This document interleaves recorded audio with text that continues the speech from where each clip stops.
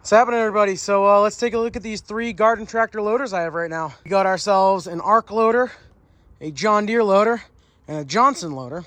All we're missing is a Quickway, really.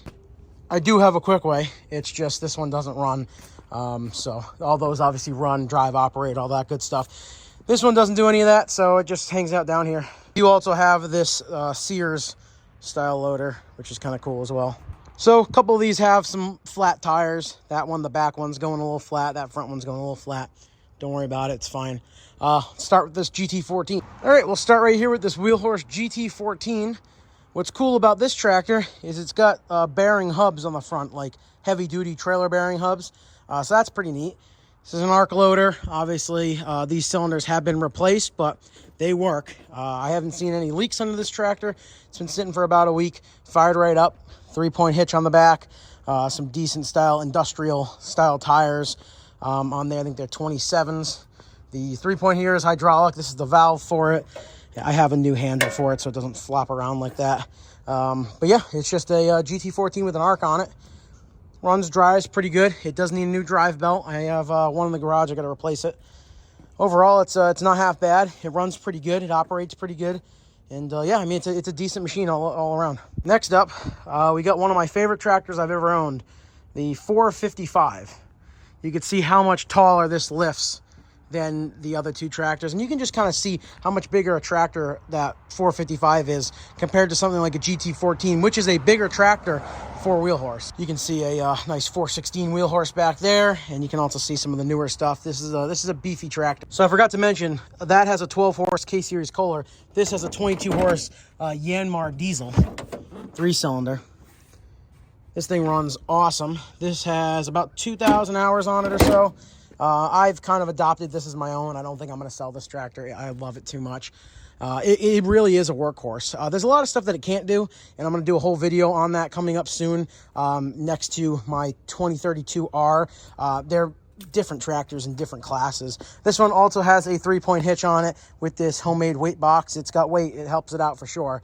Like I said, diesel, all three of these are hydrostatic. This is a early style twin touch pedal for the hydrostatic right there.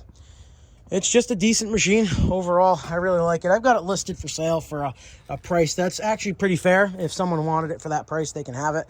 Ag tires on the back. The nice thing with this tractor, not only is it a diesel, not only is it hydro that's controlled by the foot, this also has power steering on it, which helps greatly with these loaders.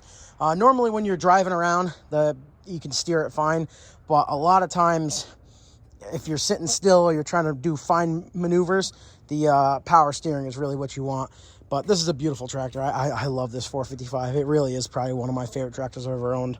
And last but not least, the final running and driving loader of my fleet right now, obviously other than my big one, is this John Deere 140H3. This has a Johnson Workhorse Model 12 loader on it. The machine's also in pretty decent shape. The loader's in good shape. I don't see any major leaks, anything crazy. The bucket's okay. It's not all rotted out like some of them are.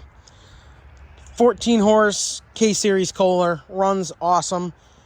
This is a hydrostatic. Your hydrostatic control is right here.